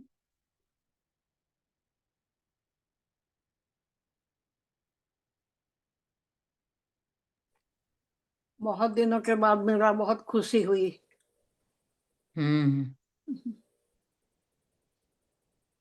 निरंतर याद जो नहीं रहती है तो उसके लिए क्या करे।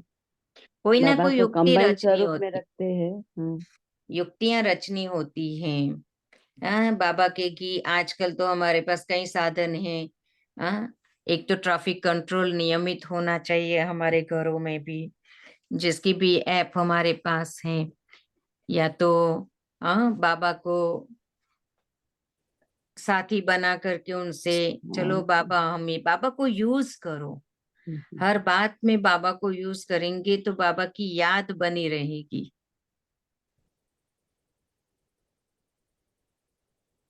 हम अपने आप को भूलते हैं क्या? कोई नींद में भी अगर हमारा नाम पुकारेगा तो हम तुरंत अलर्ट हो जाएंगे, मुझे कोई बुला रहा है। तो ऐसे ही बाबा को भी साथी बना दो, जीवन साथी, उसके बिना चले ही नहीं। बाबा की याद हमारे दिल में समाई हुई हो। हाँ, एक याद होती करनी पड़ती याद, एक होती है याद सताने वाली याद, लेकिन ये सहज आने वाली याद, या तो कहीं समाई हुई याद, समा जाए हमारे दिल में बाबा, फिर तो मेहनत नहीं करनी पड़ेगी। ठीक है, ओम शांति। चलो बाबा को याद करते हैं और निर्भय भाई को वाइब्रेशन भेजते हैं यहाँ से।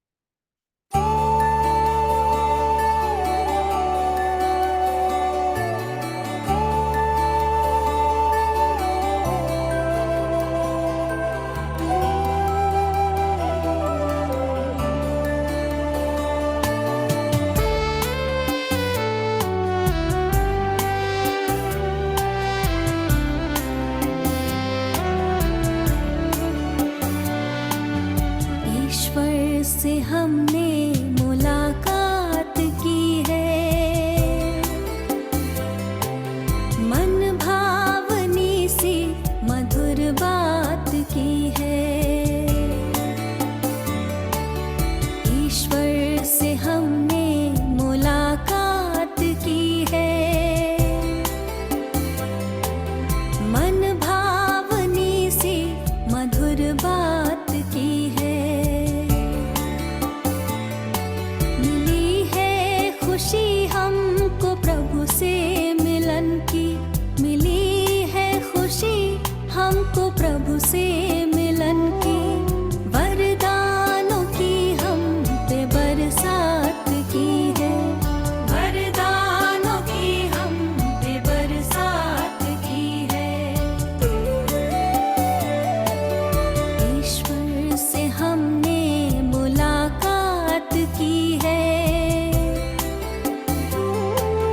मन भावनी सी मधुर बात की है।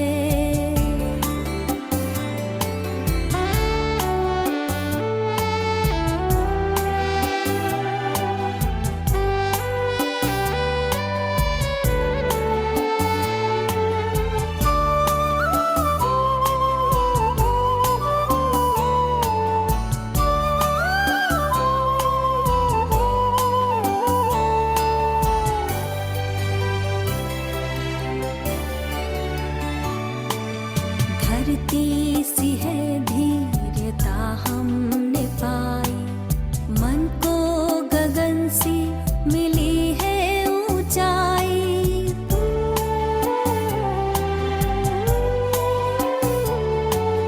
धरती सी है धीरता हमने पाई, मन को गगन सी मिली है ऊंचाई। सागर सी गहराई आई हृदय में, सागर सी गहराई आई हृदय में। संतुष्टता जिंदगी में समाई, सुंदर ख्यालों की सौगात दी है।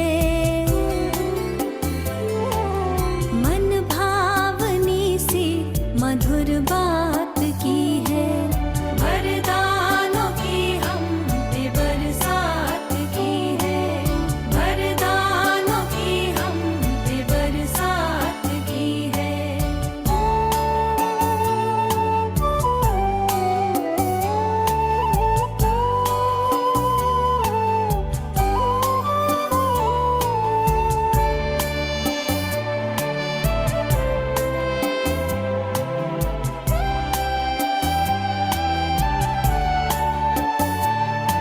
किसी को नजर वो आए न आए, नजरों से मेरी नहीं दूर जाए।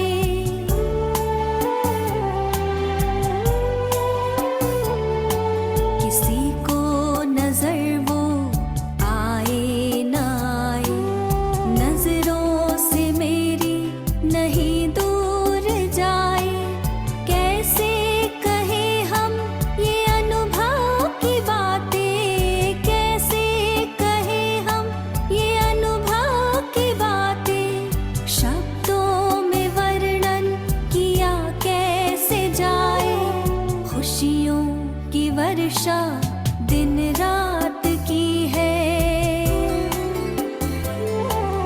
मन भावनी सी मधुर बात की है, वरदानों की हम पे बरसात की है, वरदानों की हम पे बरसात की है। ईश्वर से हमने मुलाकात की है, मन भावनी सी मधुर बात की है। ईश्वर से हमने मुलाकात की है, मन भावनी सी मधुर बात की है। मिल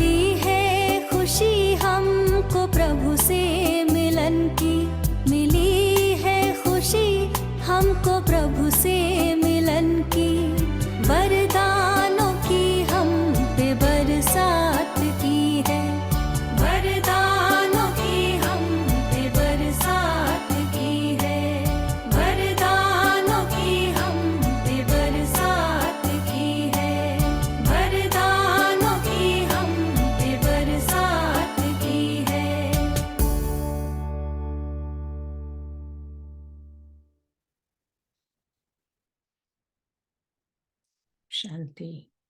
ओम शांति। ओम थैंक यू शांति। दीदी, thank you for thank you taking time दीदी। ऑफ, थैंक यू सो मच। ओम शांति। बहुत ही अच्छा रहा। मधुबन में मिलेंगे हाँ सभी को।